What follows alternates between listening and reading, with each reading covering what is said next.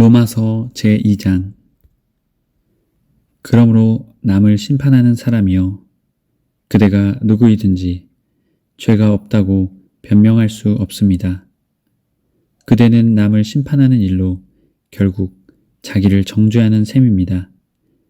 남을 심판하는 그대도 똑같은 일을 하고 있기 때문입니다. 하나님의 심판이 이러한 일을 하는 사람들에게 공정하게 내린다는 것을 우리는 압니다.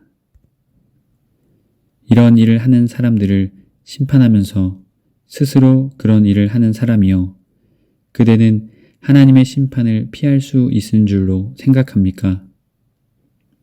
아니면 하나님께서 인자하심을 베푸셔서 그대를 인도하여 회개하게 하신다는 것을 알지 못하고 오히려 하나님의 풍성하신 인자하심과 너그러우심과 오래 참으심을 업신여기는 것입니까? 그대는 완고하여 회개할 마음이 없으니 하나님의 공정한 심판이 나타날 진노의 날에 자기가 받을 진노를 스스로 쌓아 올리고 있는 것입니다. 하나님께서는 각 사람에게 그가 한 대로 갚아 주실 것입니다. 참으면서 선한 일을 하여 영광과 존귀와 불멸의 것을 구하는 사람에게는 영원한 생명을 주시고, 이기심에 사로잡혀서 진리를 거스르고 불의를 따르는 사람에게는 진노와 분노를 쏟으실 것입니다.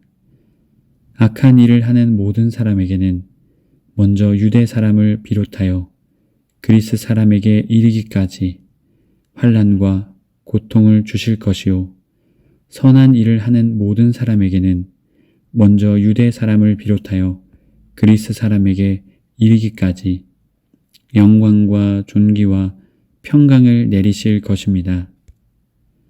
하나님께서는 사람을 차별함이 없이 대하시기 때문입니다. 율법을 모르고 범죄한 사람은 율법과 상관없이 망할 것이요, 율법을 알고 범죄한 사람은 율법을 따라 심판을 받을 것입니다. 하나님 앞에서는 율법을 듣는 사람이 의로운 사람이 아닙니다. 오직 율법을 실천하는 사람이야. 다시, 하나님 앞에서는 율법을 듣는 사람이 의로운 사람이 아닙니다. 오직 율법을 실천하는 사람이라야 의롭게 될 것이기 때문입니다.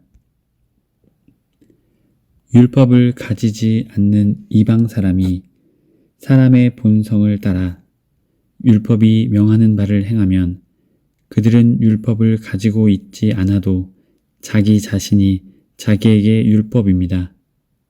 그런 사람은 율법이 요구하는 일이 자기의 마음에 적혀 있음을 드러내 보입니다. 그들의 양심도 이 사실을 증언합니다. 그들의 생각들이 서로 고발하기도 하고 변호하기도 합니다. 이런 일은 내가 전하는 복음대로 하나님께서 그리스도를 내세우셔서 사람들이 감추고 있는 비밀들을 심판하실 그날에 드러날 것입니다. 그런데 그대가 유대 사람이라고 자처한다고 합시다. 그래서 그대는 율법을 의지하며 하나님을 자랑하며 율법의 가르침을 받아서 하나님의 뜻을 알고 가장 선한 일을 분간할 줄 알며 눈먼 사람의 길잡이요 어둠 속에 있는 사람의 빛이라고 생각하며 지식과 진리가 율법의 구체화된 모습으로 들어있다고 하면서 스스로 어리석은 사람의 스승이요 어린 아이의 교사로 확신한다고 합시다. 그렇다면 그대는 남은 가르치면서도 왜 자기 자신은 가르치지 않습니까? 도둑질을 하지 말라고 설교하면서도 왜 도둑질을 합니까? 간음을 하지 말라고 하면서도 왜 간음을 합니까? 우상을 미워하면서도 왜 신전의 물건을 훔칩니까? 율법을 자랑하면서도 왜 율법을 어겨서 하나님을 욕되게 합니까? 성경에 기록한 바 너희 때문에 하나님의 이름이 이방 사람들 가운데서 모독을 받는다 한 것과 같습니다.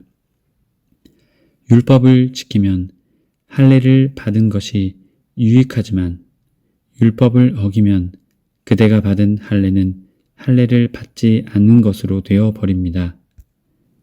그러므로 할례를 받지 않은 사람이 율법의 규정을 지키면 그 사람은 할례를 받지 않았더라도 할례를 받은 것으로 여겨질 것이 아니겠습니까? 그리고 본래 할례를 받지 않았더라도 율법을 온전히 지키는 사람이 율법의 조문을 가지고 있고 할례를 받았으면서도 율법을 범하는 사람인 그대를 정죄해야 할 것입니다. 겉모양으로 유대 사람이라고 해서 유대 사람이 아니요 겉모양으로 살갗에 할례를 받았다고 해서 할례가 아닙니다. 오히려 속 사람으로 유대 사람인 이가 유대 사람이며 율법의 조문을 따라서 받는 할례가 아니라 성령으로 마음에 받는 할례가 참 할례입니다. 이런 사람은 사람에게서가 아니라 하나님에게서 칭찬을 받습니다. 아멘.